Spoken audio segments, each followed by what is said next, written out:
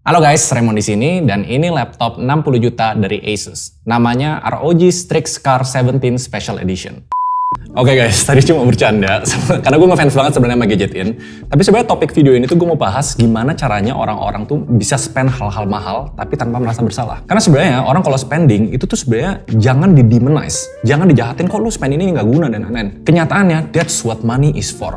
Ada bedanya frugal dengan pelit, ada bedanya di planning dengan terlalu memiskinkan diri. Kenyataannya semua orang tuh butuh yang namanya wants. Kalau mereka mau liburan, mau beli gadget yang sifatnya nggak produktif, it's fine. Tapi ada beberapa tips and tricks yang sebenarnya kalian bisa ikutin. Mau both secara finance sama kalian sendiri sebagai perorangan. Nah, mungkin gue sendiri harus spill ya.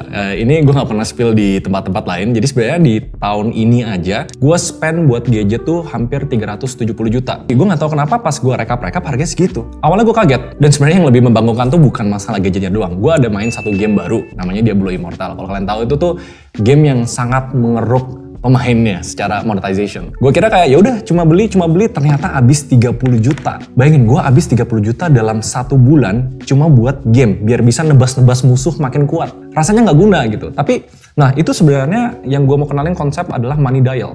Tau nggak, banyak orang di middle class atau bahkan di lower class mereka tuh nggak kaya-kaya. Salah satu reasonnya adalah mereka nggak kontrol money dial mereka. Bagi yang nggak tahu, money dial itu kayak gini. Setiap orang tuh ada yang mereka suka banget, yang bikin mereka happy, yang secara nggak langsung mereka tuh jadi kayak ya udah deh nggak apa-apa spend di sini, ini worth it. Dan akhirnya hal-hal itu mau convenience, mau happiness, mau social status, mereka nggak kontrol finance mereka, terus akhirnya ya nggak kaya-kaya. Jebakan middle class atau jebakan lower class bahkan adalah mereka fokus ke hal-hal yang terlalu konsumtif tanpa dipikirin. Kalau mau konsumtif sebenarnya boleh, masa gue ngelarang orang kalau misalnya mau liburan atau beli gadget kesukaan mereka. Jangan jadi orang yang kalau misalnya lu mau beli sesuatu terus lu ngapain itu nggak berguna, lu ngapain itu Setiap orang tuh punya standar happinessnya masing-masing. Kalau itu bikin mereka happy, lu siapa lu buat bilang mereka nggak boleh beli barang itu? Kuncinya adalah beli barang dengan responsible. Nah di video ini tuh ada 2 bagian. Bagian kedua tuh yang secara hitung-hitungan, secara finance. Tapi bagian pertama yang menurut gue lebih penting lagi. Pertama, 3 checklist versi gue. Kalau kalian mau beli barang mahal atau sesuatu yang konsumtif, kalian harus checklist ini semua dulu. 1, apakah ini need atau want? Apakah ini konsumtif atau produktif? Bahkan bisa dibagi 2 itu. Jebakan paling umum, orang tuh kayak menjustifikasi, oh gue butuh nih laptop 40 juta.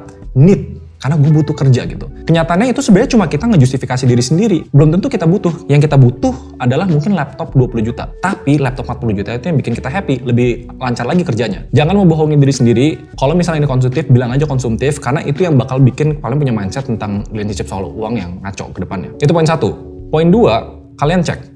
Apakah ini benar-benar yang kalian mau atau kalian butuh? Misalnya, kalau kalian beli laptop, tujuannya misalnya pertama memang buat kerja, tapi pengen entertainment juga gitu misalnya. Terus kalian lihat ads kemana-mana, lihat, ada laptop keren nih, tapi harganya mahal banget, misalnya 40 juta sampai 50 juta. Tapi emang keren banget sih. Hal pertama yang kalian harus pikirin tuh, pertama butuh nggak dengan itu? Kalau objektifnya adalah untuk kerja atau untuk gaming, ada nggak alternatif lain yang mungkin lebih murah atau sesuai dengan budget range atau sesuai dengan brand yang kalian suka? Jadi mulai melihat purchase konsumtif atau purchase yang barang mahal ini adalah secara objektif. Nah tapi poin yang paling penting banget yang gue lihat orang tuh di sini banyak kena jebakannya. Sebelum kita ngomong finance ya, 3, ini beneran lo yang mau atau bukan? Kenyataannya banyak dari kita tuh terdorong sama social cue. Atau misalnya gara-gara orang lain pakai iPhone, kita jadi pengen pakai iPhone. Gara-gara orang lain pakai apa, kita jadi terdorong jadi apa. Jadi sebenarnya bukan kita yang mau. Tapi sebenarnya karena kita dipaksa sosial atau kita merasa terpressure sama teman-teman kita, jadi kita harus beli itu. Biasanya 3 ini tuh kalau gue ya, misalnya pengen beli barang mahal, gue tuh bisa spend hampir 1 minggu lah. Dibawa tidur, ditanya apakah gue bener-bener mau, atau mungkin list down pro and con-nya. Soalnya apapun yang berhubungan dengan ngeluarin duit dengan jumlah nominal besar, kalian harus pikir baik-baik. Nah, sekarang kita masuk ke aspek finance. Dan ini sebenarnya ada beberapa guideline. Kalian pasti sering lihat di Google, di YouTube, dimanapun lah. Orang ngebahas kalau lu mau beli sesuatu, make sure itu 10 kali lipat duit lu. Atau kalau misalnya lu nggak bisa beli barang ini 2 kali, ya lu jangan beli gitu, lu nggak mampu.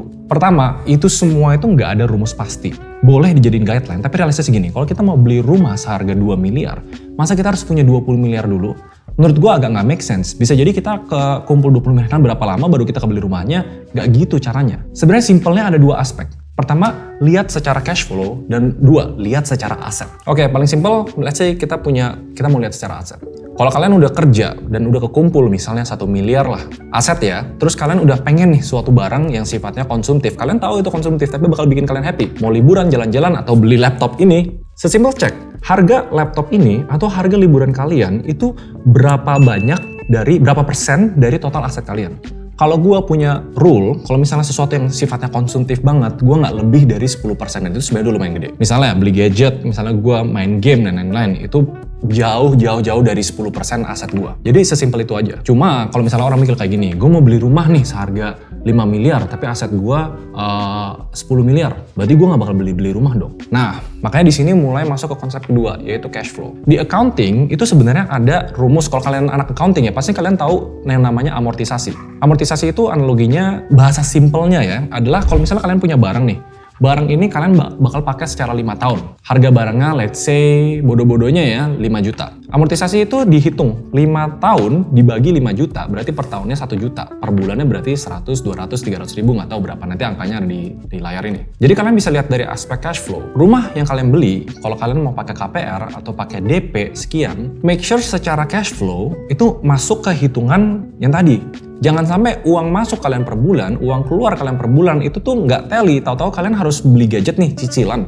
Cicilannya bisa 50% dari semua pengeluarannya. That's a big no. Aset tadi cuma berlaku kalau kalian beli barang yang mungkin harganya nggak mahal-mahal banget, yang bisa kalian langsung hard cash di awal tanpa cicilan atau KPR. Nah, cash flow ini kalian bisa pakai rule, tergantung dari income kalian masing-masing. Kalian bisa pakai rule yang 50, 30, 20. Itu salah satu rule of thumb yang menurut gua oke. Tapi kalau gua twist sedikit, 30% kan sebenarnya biasanya wants, 20% baru kayak investasi. Gua tukar 30% investasi, 20% untuk wants.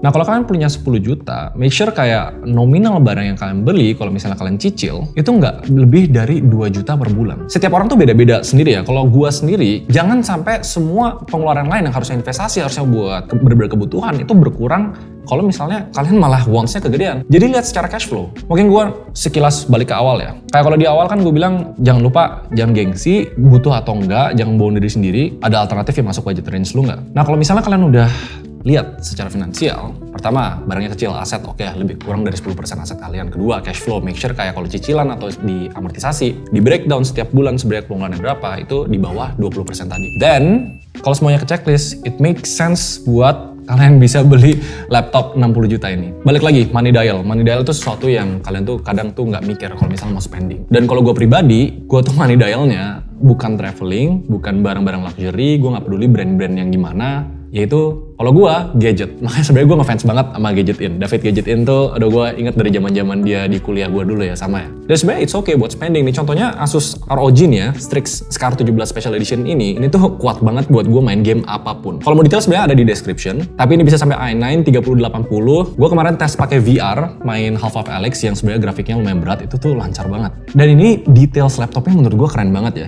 Ini contohnya di depan tuh kelihatannya kayak plain banget case-nya di depan ini. Padahal kenyataannya ini yang kelihatannya kayak nggak ada apa-apa, ini tuh bisa nyala dan kelihatan warnanya kalau lu pakai senter UV. Bentar, gue ambil senternya dulu. Oke, nih senternya lihat ya. Jadi kalau misalnya dia di UV, dia baru kelihatan pattern-patternnya, dia warna biru, warna hijau. Ini sih keren banget sih. Orang yang pengen keep clean, tapi kalau misalnya pengen show off, dia bisa show off juga. Dan di sini tuh ada di belakangnya ini, kalian bisa modifikasi. Dia bisa diganti-ganti panelnya kalau kalian suka beberapa desain yang lain. Dan kalau kalian buka laptopnya, kalian lihat ada merah-merah ini, yang kalau kalian colok ini nih bisa nyala. Terus lihat efeknya apa nih di laptopnya.